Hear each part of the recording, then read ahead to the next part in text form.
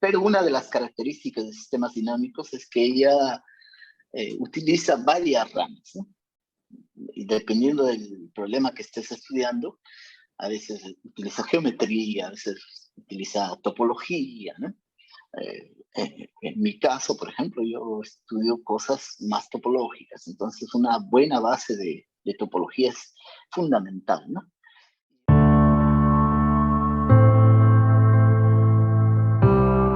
Bienvenidos a la sección de entrevistas con StarMaths, la sección 1729, una sección donde conversamos con profesores y estudiantes del área STEM. Y bueno, en esta oportunidad tenemos el honor de que nos acompañe el profesor Walter Huaraca. Él es bachiller de la Universidad Nacional Mayor de San Marcos, tiene maestría y doctorado en la Universidad de Sao Paulo, tiene postdoctorado en el IMPA y en la Universidad Pontificia Católica del Perú. Y bueno, actualmente él es profesor asociado 2 en la Universidad Federal de Viçosa, y sus áreas de interés, por supuesto en la matemática, son sistemas dinámicos y teoría de foliaciones. Bueno, hola profesor, ¿qué tal? ¿Cómo está? Hola, gracias por la invitación. Yo creo que el proyecto de ustedes es muy importante sobre todo para todos los jóvenes en Perú que quieran seguir carreras relacionadas a ciencia y en particular a matemática. Estoy aquí disponible para tus preguntas. Gracias profesor, muchas gracias por aceptar. Bueno profesor, cuéntenos qué es lo que está haciendo actualmente, ¿no? Si es que está de repente enseñando algunos cursos o está con algún proyecto, investigando algo quizás. Ok, bueno, aquí a causa de la pandemia, estamos en vacaciones. Los calendarios escolares se confundieron y bueno, ahora estoy investigando en 3 líneas que son mi área de pesquisa, que son sistemas dinámicos definidos por reacciones de grupos de Lie, y recientemente estoy trabajando en cosas aplicadas. De hecho, estoy trabajando en economía matemática, ¿no? En economía matemática, ¿hay en alguna rama especial, en algún área especial sobre economía matemática? Me imagino que se refiere a sistemas dinámicos en economía matemática, ¿no? No, es economía matemática mismo. Lo que sucede es lo siguiente: yo conocí un alumno de aquí de la universidad, del doctorado en economía, que estaba interesado en aprender un poco de puntos fijos, y como yo soy el encargado del área de topología de la universidad aquí, me procuró y decidimos discutir un poco. Me presentó los problemas que él estaba teniendo y bueno, estamos trabajando en eso. Esencialmente estamos queriendo encontrar un teorema de punto fijo de tipo Kakutani, solo que en algunos espacios un poco más generales que los ya conocidos, ¿no? Esencialmente es eso. Entiendo, profesor. Bueno, profesor, las matemáticas ha sido algo que le ha cautivado desde siempre, desde que era de repente niño, o es que se ha sentido capturado por la matemática ya cuando de repente estaba en la academia o en la universidad? Mi historia con las matemáticas comienza en la secundaria, cuando fui convidado por una profesora, Miona, que me invitó a participar de las Olimpiadas en matemática. En aquella época las Olimpiadas no eran como ahora, ¿no? Más organizadas. En aquella época las Olimpiadas las organizaban las academias. Yo participé en una Olimpiada de la Academia Alfa, no sé si hasta ahora exista, y Sí. todavía existe, ¿no?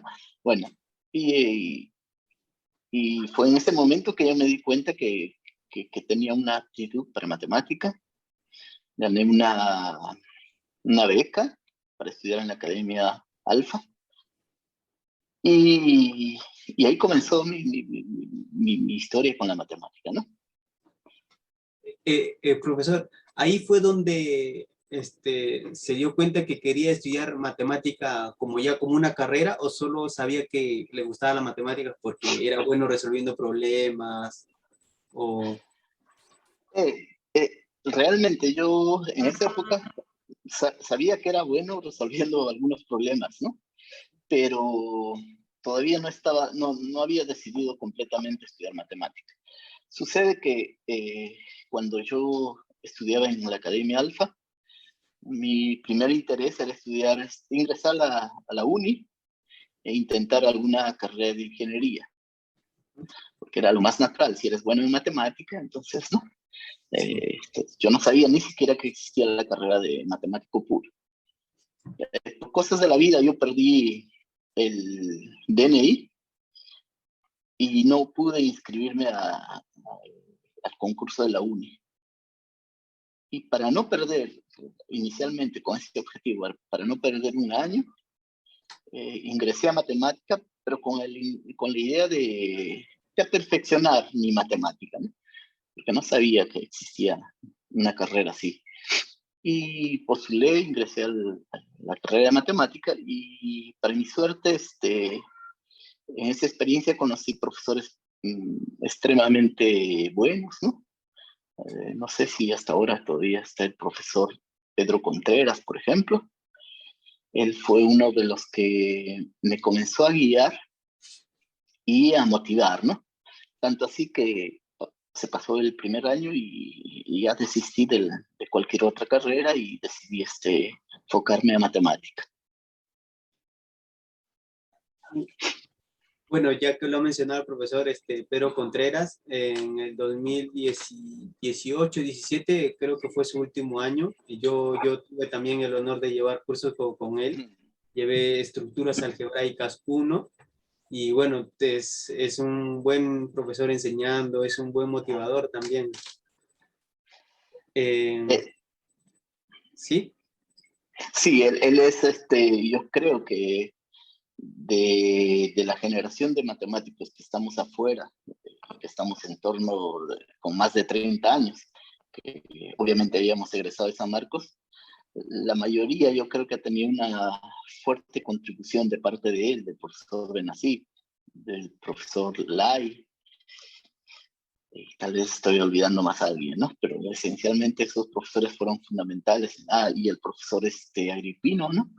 Que ya falleció hace algún tiempo.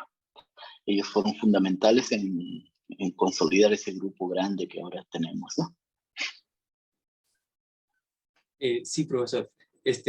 Regresando a la pregunta sobre el gusto por las matemáticas, Ujú. o sea, fue en la universidad, fue en esos primeros ciclos donde ya usted se da cuenta de que quería estudiar matemática, pero ya para dedicarle toda una vida, porque estudiar matemática, una vez que uno comienza, creo que es imposible de dejarlo, ¿no?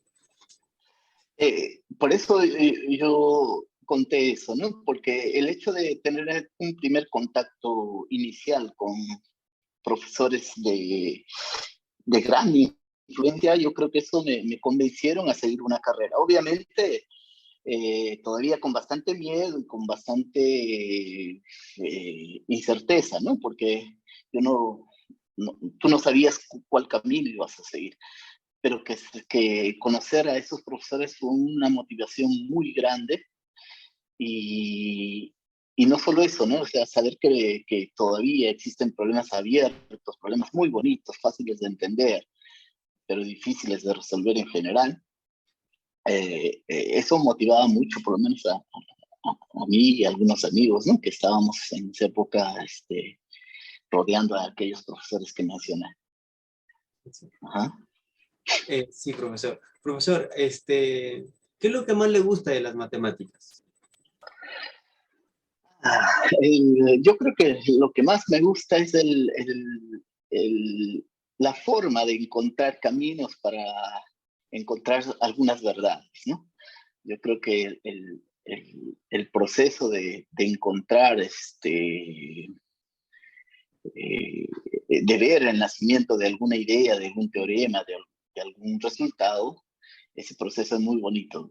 A mí particularmente me encanta ese proceso, ¿no? El proceso de pensar, confundirse, volver, errar, nuevamente retornar, ir por otro camino. Ese proceso a mí me encanta. Realmente es la parte más bonita de matemática para mí. Sí, sí, bueno, tienes razón, ¿no? Porque a veces, muchas veces uno se sorprende cuando ve las demostraciones en los libros, ¿no? Y uno se pone a pensar, ¿cómo así se le ocurrió hacer esto, ¿no? ¿Cómo así se dio cuenta de que utilizando esto y algunas proposiciones o teoremas sale aún más rápido el problema, quizás, ¿no? Exacto, exacto. El hecho de saber que, descubrir, ¿no?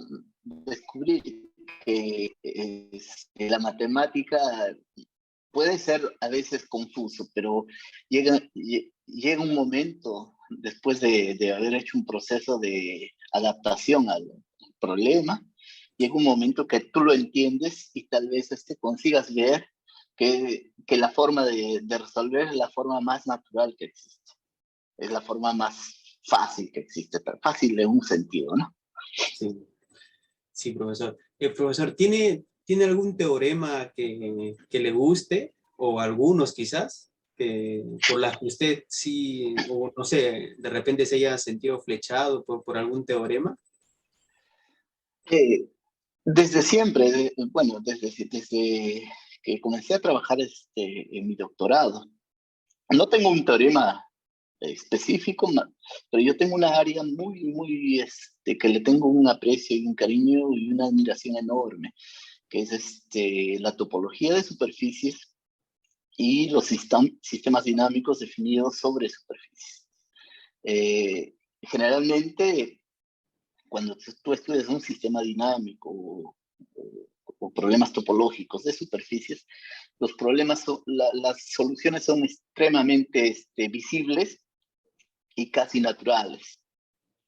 Eh, y la ventaja de las superficies, el hecho de que me guste las superficies, es que tú puedes pensar esos mismos problemas ahora en alguna generalidad, a veces generalizando el sistema, a veces generalizando la variedad. Y, y bueno, dependiendo del contexto, pero es muy bonito, por lo menos para mí, es muy bonito encontrar cosas que suceden en superficies, fenómenos dinámicos, por ejemplo, que suceden en superficies y tú lo puedes generalizar a un mundo un poco más grande, 3 variedades o n variedades, ¿no? Yo siempre, bueno, hasta ahora, siempre estoy buscando esa motivación. Mi mundo favorito realmente son las superficies. Ah, profesor, a ver, regresando un poco igual a su etapa de estudiante, ¿cómo fue su rutina en pregrado? Rutina de estudio. Exacto, exacto, su rutina de estudio. Bueno, eso es un problema que yo creo que todos los jóvenes pasamos. Bueno, yo ya no soy tan joven, pero cuando uno es joven pasa por ese problema. Eh, as- Matemática es una ciencia que requiere de bastante disciplina, ¿no? Y generalmente cuando uno es joven y peor si eres relativamente bueno en resolver algunos problemas de cálculo, tienes dificultad de conseguir esa disciplina. A mí me costó un poco hasta que nuevamente tengo que agradecer a aquellos profesores, ¿no? Los profesores hicieron una especie de una orientación eh, no formal, ¿no? Y ellos nos formaron realmente. Por ejemplo, el profesor Contreras tenía la forma siguiente de orientar a sus alumnos, ¿no? Te escogía y te daba un determinado problema. Vamos a suponer cualquier cosa, por más trivial que sea, el teorema fundamental del álgebra. Me parecía, no, ya lo entendí, ¿no? O sea, venías a la siguiente semana con toda tu prueba, que habías entendido la prueba de tal, ¿no? Y salías muy triste de la reunión porque él te hacía unas preguntas realmente fundamentales, ¿no? y realmente tú comenzabas a ser un poco más crítico. Y, y eso nos formó bastante, porque tenías que ser más metódico, más crítico, sobre todo con tu trabajo, no solo entender el trabajo del otro, sino hacer que el trabajo del otro sea tuyo también, ¿no? Es decir, que tú realmente, claro, tal vez con más esfuerzo, pero tú tal vez podrías haber demostrado ese teorema, ¿no? Ese proceso, hasta que tú seas consciente de eso, lleva bastante tiempo y yo se lo agradezco a aquellos profesores de San Marcos, ¿no? Profesor, ¿eso quiere decir que usted era muy estudioso en su etapa de pregrado? ¿Era muy estudioso o le gustaba de repente jugar su pelota, salir de repente a pasear con No, los amigos? no, realmente yo no era estudioso, ¿no? De hecho, ese era el problema, ¿no? Si no hubiese conocido tal vez a un profesor tipo Contreras o tipo Benassi, con esas características de ellos, posiblemente yo no hubiese tenido una carrera en matemática. Ellos me enseñaron a ser metódico, a ser disciplinado. Claro que eso cuesta, lleva algunos semestres para aprender, Sí. pero fue gracias a ellos, a la forma de cómo enseñaban, a la forma como te exigían, cómo te presentaban las cosas, que yo aprendí a ser metódico. Al final, ahora yo tengo, gracias a ellos, yo tengo, y en el doctorado obviamente también, tuve ya esa disciplina que se requiere para hacer una carrera en matemática, ¿no? Sí, sí, profesor. Profesor, y en su etapa ya de posgrado o haciendo la maestría y doctorado, ya siguió la línea que había aprendido en el pregrado de ser metódico, como dicen, ¿no? Y en esa parte sí, el único problema, y es un problema grande, es que en un doctorado tú tienes que resolver un problema abierto, ¿no? Entonces, una de las cosas que nosotros no estamos acostumbrados a Perú es enfrentarnos a problemas abiertos. Mismo no resolverlos, pero por lo menos enfrentarlos, ¿no? Todavía no estamos acostumbrados, o sea, siempre estudiamos cosas ya hechas, por más difíciles que sean, pero todavía no tenemos contacto en el pregrado ni en la maestría, a veces con problemas abiertos. Y eso da una sensación de inseguridad, ¿no? Y eso es medio complicado, pero si ya eres un poco metódico y con el auxilio obviamente de tus orientadores, colegas y otros profesores, ya es un paso más adelante que ya estás, ¿no? De cualquier otro que comience, por ejemplo, ¿no? Yo creo que el hecho de ser metódico es fundamental en matemáticas. Sí.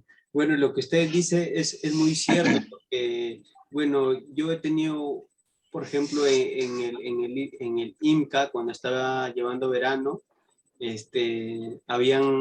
primera vez vi preguntas como, ¿qué condiciones le podrías dar a tal enunciado para que se cumpla? Ujú. Entonces, eso es lo que, bueno, yo que estaba, entonces como que estuve en el aire, ¿no?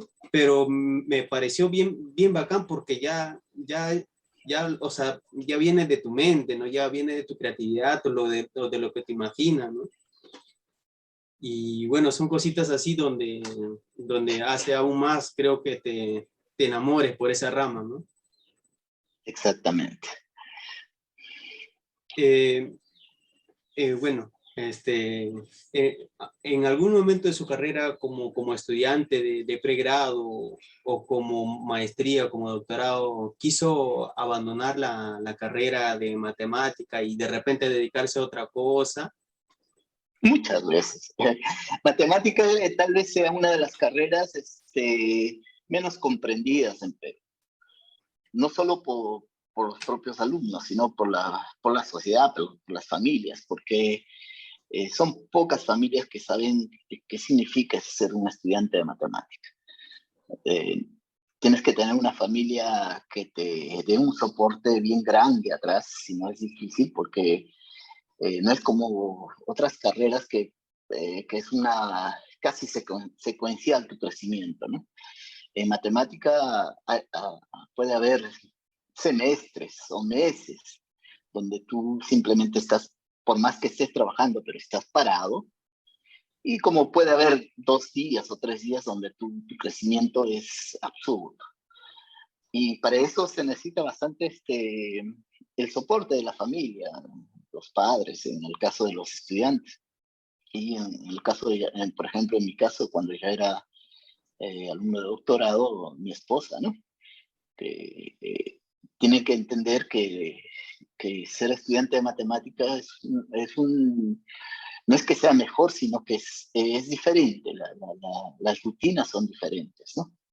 Entonces, claro, en el doctorado varias veces quise salir de matemática, en la graduación también varias veces. San Marcos siempre se ha caracterizado por recibir gente de bajos recursos económicos, y matemática a veces en el medio del camino, ya está sin dinero y no sé, a veces dice, ¿será que paro y hago otra cosa para ganar un poco de dinero, ¿no?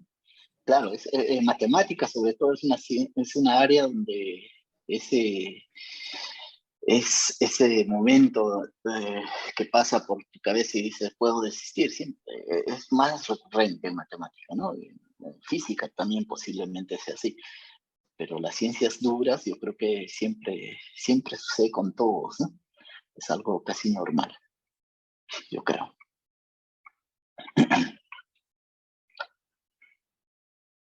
No te escucho. Sí, justamente por ahí iba la siguiente pregunta. ¿Cómo es la relación entre su familia y la matemática, ¿no? Bueno, actualmente mi familia obviamente ya se ha adaptado, ¿no? O sea, saben que, porque una de las cosas que hace diferente matemática de otras carreras es que a veces el problema va contigo a tu casa, ¿no? A veces tú puedes estar de vacaciones, pero dependiendo del momento de tu trabajo, a veces el problema también va de vacaciones contigo. Entonces, generalmente en mi casa ya más o menos saben que si yo estoy un poco pensativo, entonces ya no se preocupa, ¿no? O sea, no es que Walter está preocupado por algo, por algún problema, ¿no? Sino ya mi familia sabe que en ese momento estoy pensando y generalmente ya entienden, ¿no? Pero ellos sí ahora ya se dan mejor con la matemática, ¿no? Porque también entienden el proceso de hacer matemática. No, no lo toman por como si estuviera loco, así medio raro. No se preocupan quizás por usted. Claro, no, porque todo es cómo comunicas, ¿no? Por ejemplo, mi esposa y mi hija, con ellos obviamente hablo mucho, les cuento, todo, ¿no? Y con ellos no hay ese problema, pero por ejemplo con mis hermanos o sobrinos, ¿no? Que nuestra convivencia no es continua, a veces ellos piensan así, ¿no? O sea, estás conversando de cualquier cosa, de fútbol, y se te ocurre alguna idea y te quedas pensando, entonces dices, te miran un poco extraño, ¿no? Pero no, gracias a Dios eso sí entienden todavía. Bueno, sí, hablando un poquito más sobre la familia, bueno, ¿a usted le gustaría de repente que su hijita continúe la carrera de matemática? ¿O no, ya que usted quizás ha sufrido mucho, quizás no le gustaría? Eh, Así, a mí me gustaría que ella siguiese matemática, pero yo creo que matemática no es para sufrir, ¿no? Yo creo que lo importante es saber que matemática puede ser como la música, puede ser como la pintura. Lo importante es encontrar la parte que te gusta y intentar desenvolver lo máximo de tu creatividad en esa área. Si eso alcanza para hacer una carrera, pues tienes que seguirla. Pero también, si no alcanza, también no es malo, ¿no? O sea, es igual como si hubieses hecho una pintura muy bonita, pero nadie te la quiere comprar. Todo bien, eso es normal, podría seguir una carrera de abogado, lo que sea.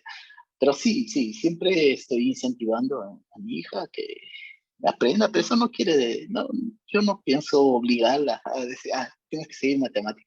Y también no pienso que haya sufrido en matemáticas. Matemática me ha dado lo mejor de mi vida, las mejores experiencias, los mejores momentos. Entonces, claro, el trabajo es, como te digo, no es común, pero eso tampoco significa que es duro. Es extremadamente, te trae mucho placer, matemáticas. No todos los días estás feliz, obviamente, pero sí, como un trabajo es extremadamente bueno. ¿No? O sea, está lleno de retos, cada vez tú subes un poco más, creces un poco más, aprendes un poco más, formas un poco más, eso es súper, súper bueno para mí. Sí, bueno, me gustó la parte donde hace la analogía con la matemática y la pintura. En realidad es muy bonito, porque en realidad los dos son arte puro. Y bueno, profesor, bueno, ahora que usted está trabajando ya buen tiempo en Brasil, y bueno, de hecho usted ahorita está allá, usted también ha tenido tiempo para venir aquí a Perú y ver, ¿no? La matemática aquí en el Perú. ¿Cuál más o menos usted ve que es la diferencia entre Brasil, que creo que es una buena potencia en la matemática, y nosotros, ¿no? Perú. Yo creo que no hay mucha diferencia. Claro, existen algunas diferencias, pero matemáticamente hablando, el Perú es muy fuerte. El Perú matemáticamente hablando es muy fuerte. Lo que tal vez nos falta un poco es, de parte de los gobiernos, crear una política de desarrollo, ¿no? Lamentablemente el Perú no tiene entre sus objetivos las ciencias básicas. Y eso yo creo que eso es porque somos un país joven, con poca experiencia aún en el mundo tecnológico, ¿no? Una vez que consigan ver la importancia de las ciencias básicas para el desarrollo del país, yo creo que en algún momento el propio gobierno, quiera o no, va a tener que invertir en ciencia básica. Pero así, grandes diferencias yo no veo. Aquí, por ejemplo, lo que te comentaba hace poco, lo que los profesores de San Marcos hacían, de reclutar alumnos y formarlos, aquí es prácticamente una política de todas las universidades. Aquí existen bolsas, becas para los alumnos que los profesores les pueden dar ya en el primer año de universidad, inclusive alumnos de secundaria. Es decir, un profesor universitario puede buscar un alumno de secundaria, bueno, en matemática, le da una bolsa, le da una beca de aproximadamente 400, unos 200, no, $150. Y ya le va enseñando a pensar en otras cosas de matemática, no simplemente en la matemática que él está aprendiendo en ese momento, ¿no? Sino a tener contacto con pesquisa en matemática, con investigación en matemática. Y yo creo que eso es importante, esa es la diferencia de Brasil con el Perú. Yo creo que si el Perú hiciese eso, nuestra historia sería diferente, ¿no? Pero bueno, esencialmente esa es la diferencia que yo veo. Sí, es muy interesante y muy bonito, ¿no? Eso que está comentado, ¿no? Sería bueno que aquí, ojalá en algún tiempo muy corto, haya también. Bueno, profesor, bueno, ahora viene una pregunta que me imagino a todos los jóvenes, a mis compañeros y también a los que nos van a ver, les importa mucho, ¿no? ¿Cómo logró usted viajar? ¿Cómo fue el proceso de, de- de ganar una bolsa, de viajar a Brasil y comenzar a estudiar ahí? Ok, yo ya cuando estaba terminando la universidad, decidí trabajar con el profesor Renato Benazir. sobre un teorema de clasificación de sistemas dinámicos hiperbólicos complejos, ¿no? Y más o menos en diciembre, por intermedio del profesor Benazig, yo tuve un acceso al INCA. El INCA en aquella época quedaba al lado del Congreso de la República. Y yo por cuestiones de cercanía de mi casa, yo iba a estudiar ahí, ¿no? Era mi lugar de trabajo. Y en una de esas tardes, por coincidencia, llegó Carlos Gutiérrez. Carlos Gutiérrez es tal vez el matemático más importante peruano que haya pasado por aquí, por Brasil. De hecho, existe un premio con el nombre de él, ¿no? Un premio muy concurrido aquí en el Brasil. Carlos Gutiérrez fue ayacuchano. Él egresó de la Universidad de La Cantuta. Fue profesor del IMPA, fue profesor de la USP. Y por coincidencia nos encontramos, ¿no? Y él amablemente se acercó y me preguntó qué estaba haciendo, ¿no? Entonces yo le expliqué, porque era en el mundo complejo. Y él me dijo, a mí me interesan esas cosas, pero yo trabajo con cosas reales. Y me dijo, ¿no te interesas a venir aquí a trabajar conmigo? Yo te puedo encontrar una beca, pero solo de aquí a 6 meses. Bueno, obviamente que acepté, ¿no? Y, y bueno, fue esa coincidencia que me ayudó a venir a Brasil.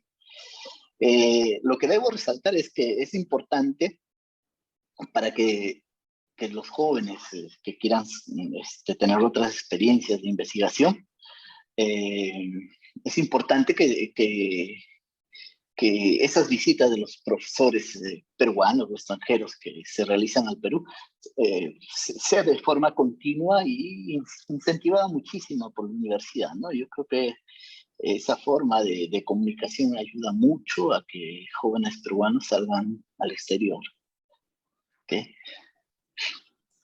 Sí, sí, bueno, la verdad no sabía del profesor Carlos Gutiérrez, pero creo que, bueno, yo creo desde mi punto de vista que usted ha seguido un poco el ejemplo del profesor, ¿no? Ya que las veces que usted ha ido a dar conferencia a San Marcos, yo le he visto y usted siempre se ha mostrado dispuesto dando su correo, ¿no? Fue a través de eso que logré contactarlo para que me pueda apoyar y orientar sobre el proceso de selección, ¿no? En realidad también le agradezco mucho por eso, profesor.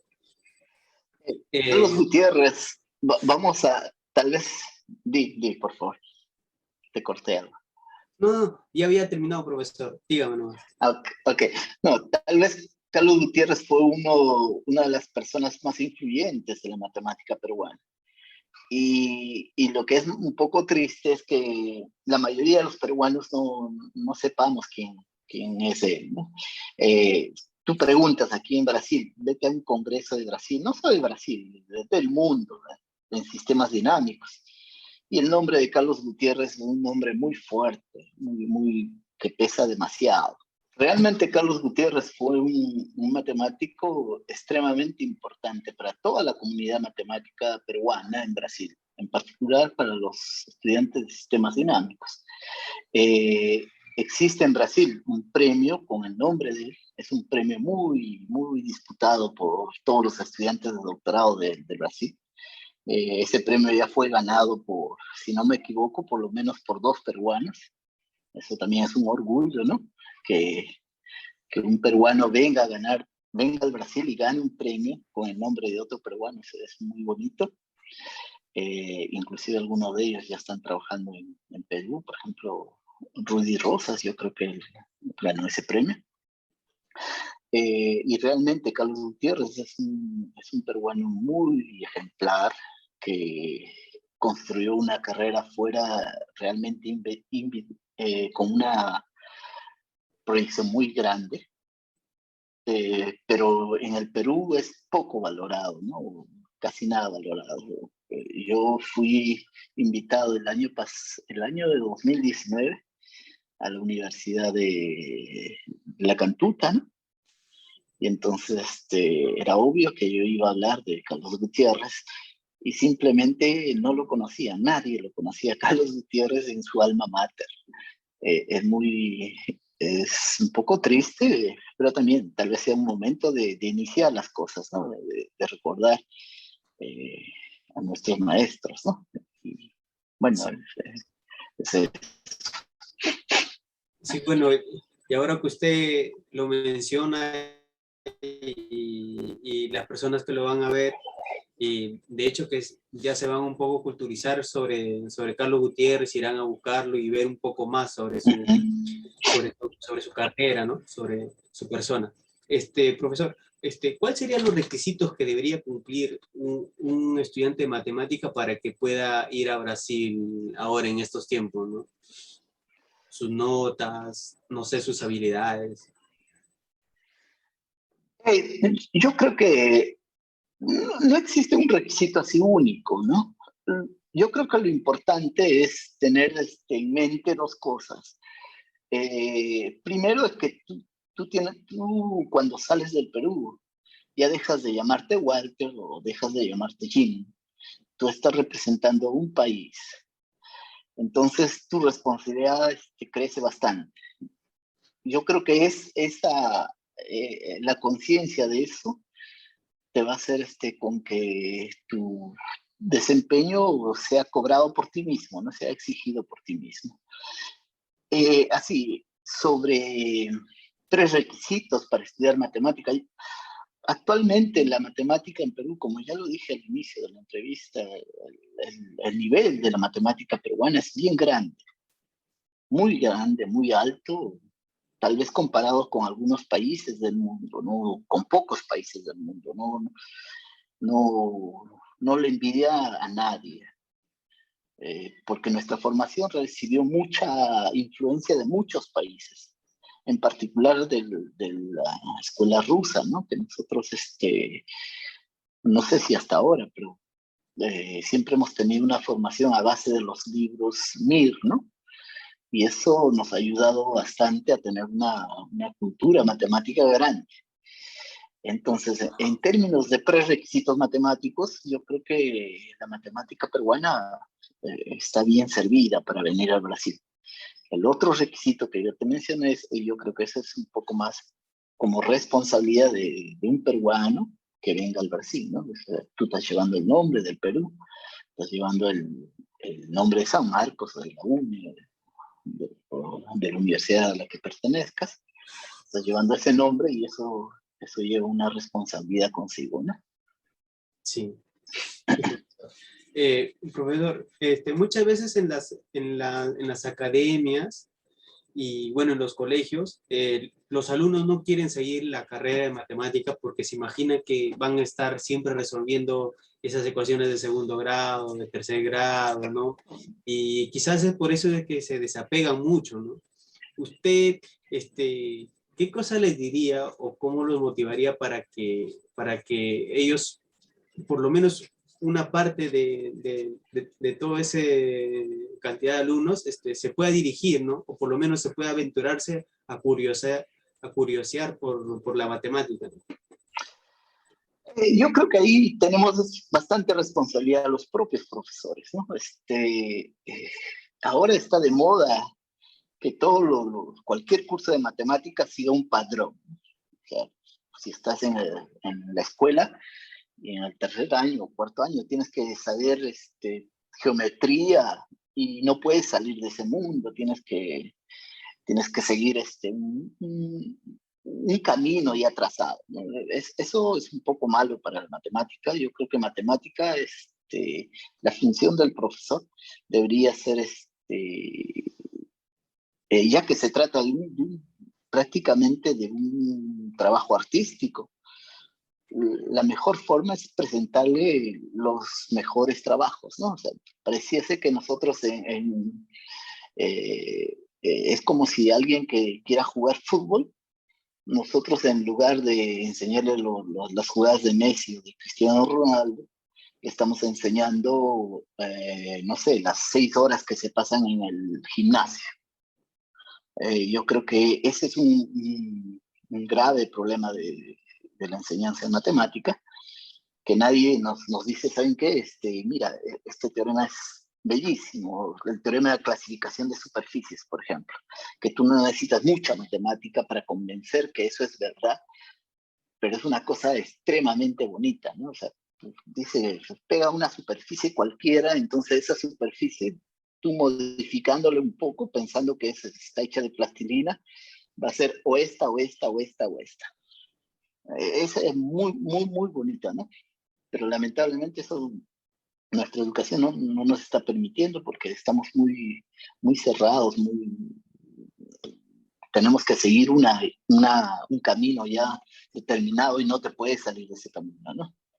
Eso, Sí. yo creo que deberíamos comenzar a ser un poco más aventureros y en algún momento de nuestro curso de cálculo decirle, mire, si tú sigues un poquito de cálculo o aprendes, consigues ver el cálculo de otra forma, podrías aprender formas diferenciales, podrías aprender cohomología singular, ¿no? Por ejemplo, si estás en cálculo 2 y ves aquella igualdad de las derivadas parciales cruzadas, ¿no?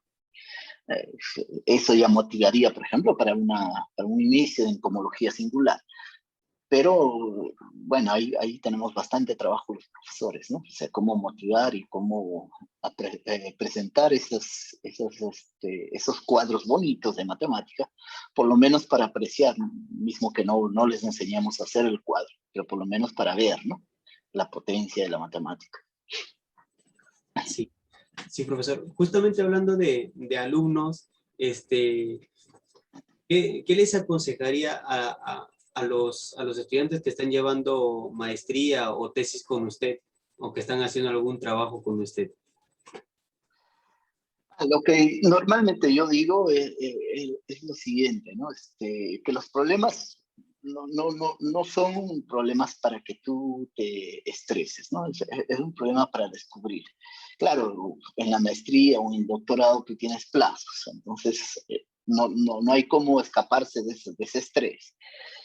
Pero lo importante es llevarlos como un problema eh, como un juego, en un sentido un poco con responsabilidad, ¿no? O sea, que no sea un problema, que no sea una presión para tu vida, sino que sea algo como cualquier otro problema de la vida, ¿no? O sea, no puedes eh, quedarte parado ante un problema, tienes que buscarle solución, ¿no? Entonces, la misma cosa, o sea, en matemática yo creo que primero lo tienes que hacer con bastante placer, ¿no? O sea, si el problema de matemáticas, de tu maestría o de tu doctorado ya te está generando problemas personales, entonces tal vez sea un momento de parar, pero va a depender de ti también. Es importante encarar esos problemas como algo que claro, son importantes y todo, pero no te van a definir como persona, como padre, como esposo, ¿no? O sea,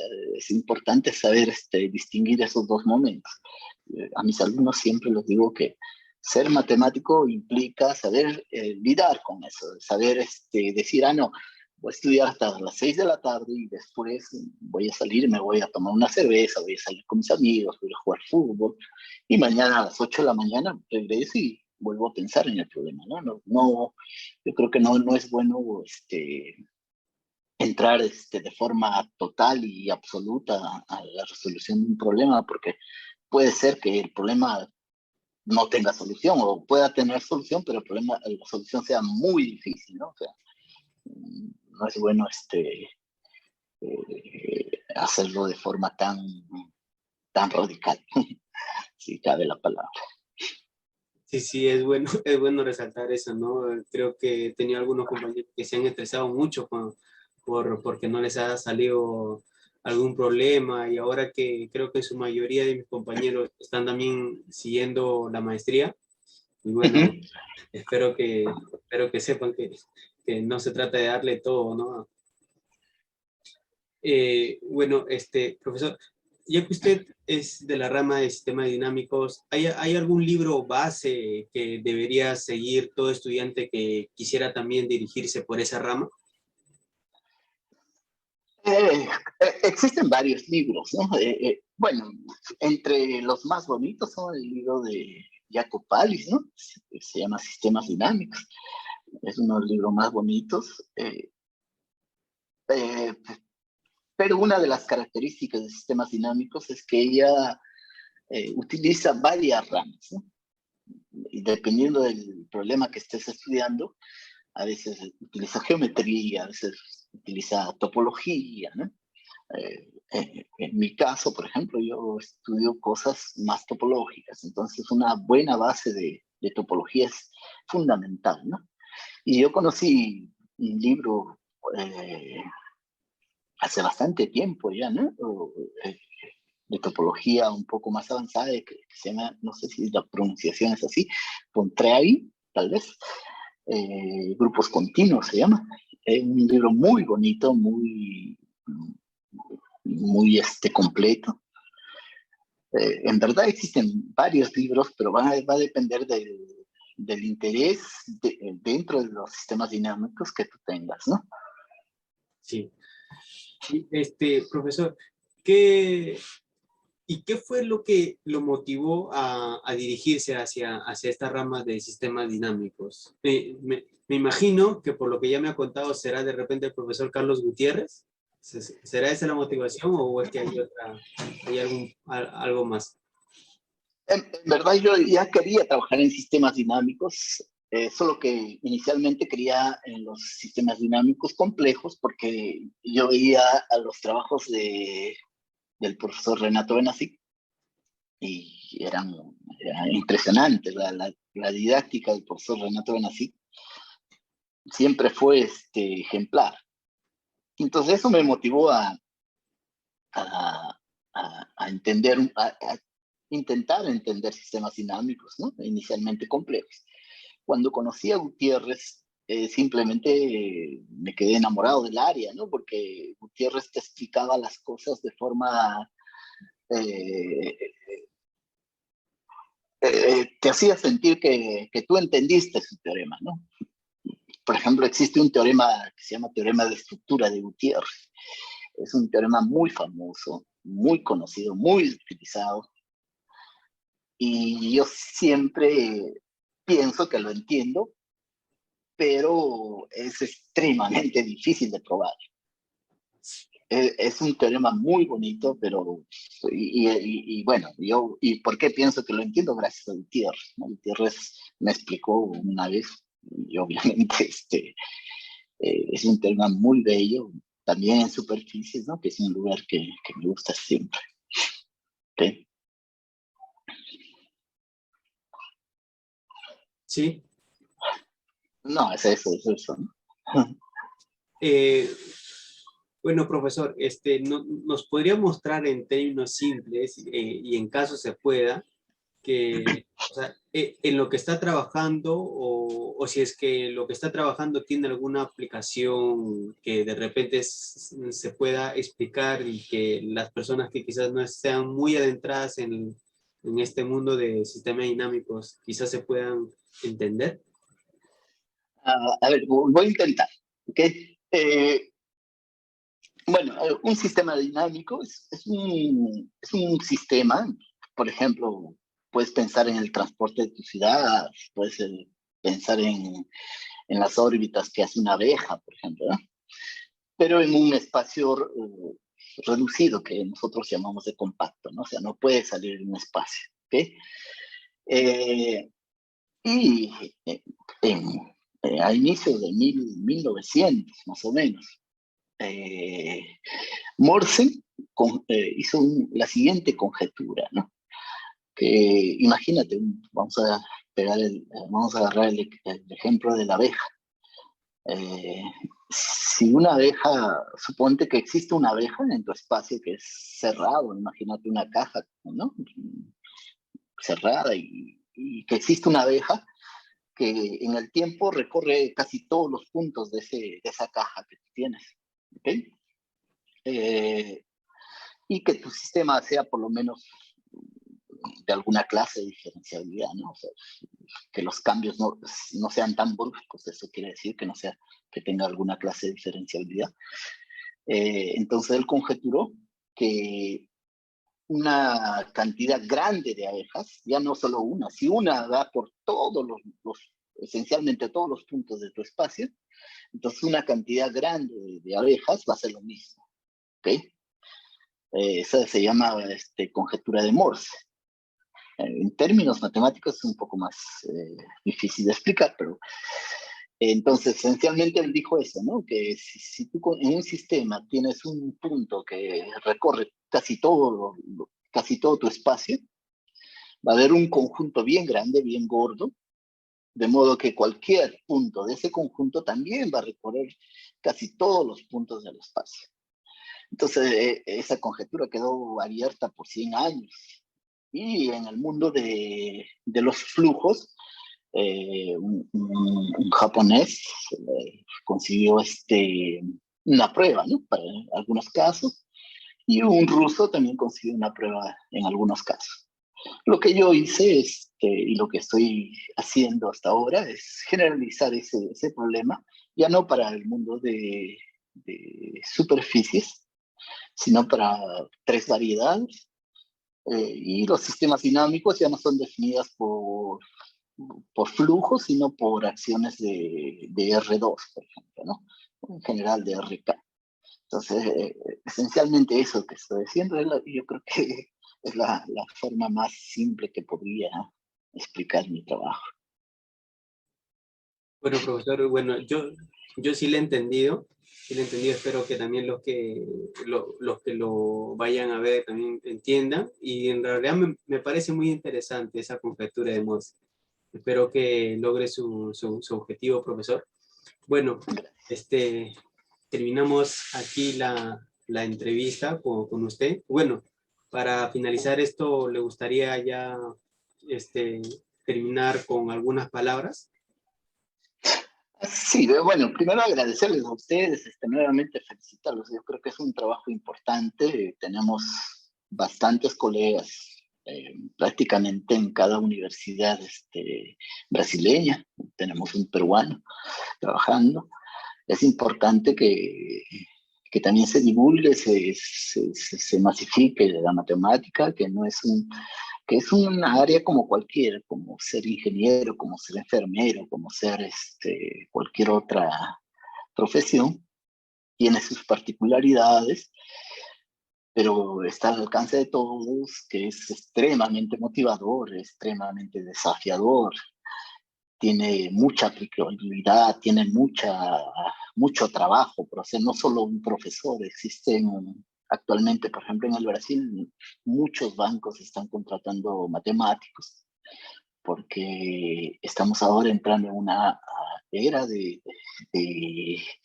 quien sepa entender la cantidad de información y sepa ordenar la información recibida, va a estar un poco más adelante que cualquiera. Entonces, y nuestra formación de matemáticos nos da exactamente eso, ¿no? Uno, cuando ya te formas como matemático, tiene esa capacidad de distinguir entre un montón de información, cuál es la información válida, cuál es la mejor información o cuáles son las mejores informaciones.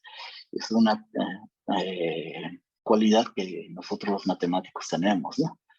Entonces, yo los felicito por eso, porque más estudiantes peruanos sigan la matemática. Y bueno, gracias nuevamente a ustedes. Bueno, profesor, gracias. Bueno, aquí terminamos la sección de entrevistas con Star Maths. Aquí cerramos la temporada con el profesor Walter Guaraca. Bueno, a todos los que nos siguen, a todos los que nos ven, los invitamos a ver los videos anteriores, que se puedan informar, que se puedan motivar a través de las experiencias de los anteriores, así como del profesor Walter. Y bueno, eso es todo. Gracias a Star Maths, y eso es todo por ahora. Hasta luego.